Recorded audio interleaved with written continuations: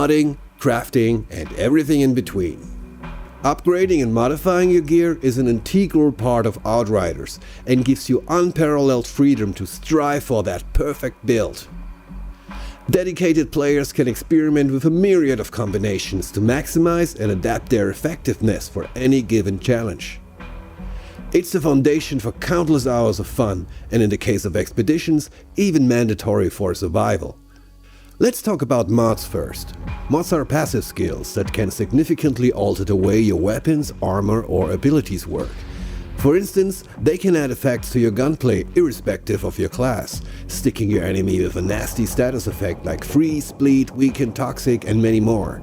With rare and specialized mods equipped, you can even get a taste of the powers of a whole different class.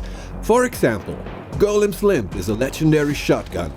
It will grant its wielder the Devastator's Golem skin for 3 seconds after every killing shot, in this case helping out a Pyromancer.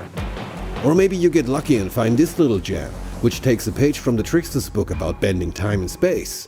This mod will hit your opponent with a slow effect like the Trickster's melee attack, but here we see a Technomancer making use of it. So broadly speaking, we're looking at 2 types of mods. General mods, as just described, can be applied to boost or alter how your weapons and armor work. But we also have skill mods, which are class specific. Those bad boys can amplify and change any of your 8 anomaly infused powers per class and can only be applied to armor. Like giving a Trickster a second temporal slice. Or how about increasing the damage, radius and ammo of your Technomancer's rocket launcher? By equipping the Spike Forest mod, a Devastator is able to stick his worries on much more than just one skewer. All our mods are segmented into 3 tiers, and you're able to collect them by dismantling the found gear that holds them. The rarity of a piece will determine what mod tier and amount of mods it might spawn with, except for our legendary gear, which has dedicated mods that can only be found on these specific items. These would be the mods in the tier 3 category, for instance. So far so good. Now here's a really cool thing. Once collected, you can apply and mix match your mods however you want. Let's say you went through hell and back on a challenge, got lucky and walked away with the legendary assault rifle Absolute Zero. Yes, it absolutely wreaks havoc, and freezing bullets are awesome. But you know what's even more awesome? Exactly, frozen enemies that get struck by lightning. So let's get to it. Luckily I found a legendary weapon called Thunderbird earlier in the game. And with my much higher level now, I decided to dismantle it and go for the mods. Quick piece of intel though. If a weapon already has 2 mods slotted, you can only change one of those 2 mods. Now let's select the Ultimate Stormwhip mod, the one we scored earlier from the Thunderbird, and a slot on the weapon with the mod we want to replace. Now all we have to do in order to get this new dream weapon build is to spend a little of our resources. In this case, 396 iron. Beautiful. And this is just one little example how you can alter and upgrade every single piece of gear in Outriders.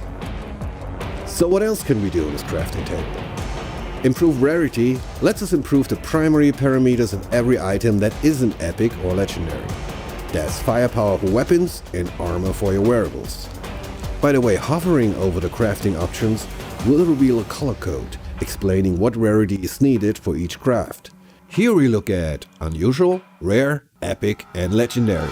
Next up, swap variant. Here you can alter how your weapon fires and behaves in the field. Each weapon offers different variants depending on the type of weapon.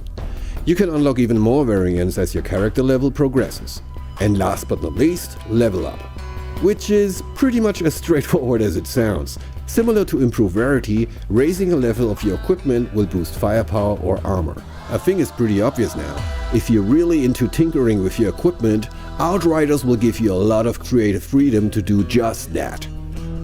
With about 350 individual mods across weapons, armor and skills, players have a lot of possibilities to experiment and home in on that perfect build. Also keep in mind, everything we just saw in the crafting department is directly linked to this. Fine-tuning your skills and equipment in conjunction with the skill tree. A skill tree that you can respec at any time without any cost. And this is where things really get interesting. Makes you wonder how deep this rabbit hole goes, doesn't it? Expeditions will challenge you and your team not only on a skill level, but also on how well your builds are tuned and in sync with another. That's why going deep into customization aspects of Outriders is not only super fun, but also vastly improves your lifespan on Enoch in general. Tune and optimize your skill tree for the challenge ahead, and find effective ways to complement the available powers from your Outrider squad mates. Especially when you want to take on higher world tiers in a story campaign, for instance.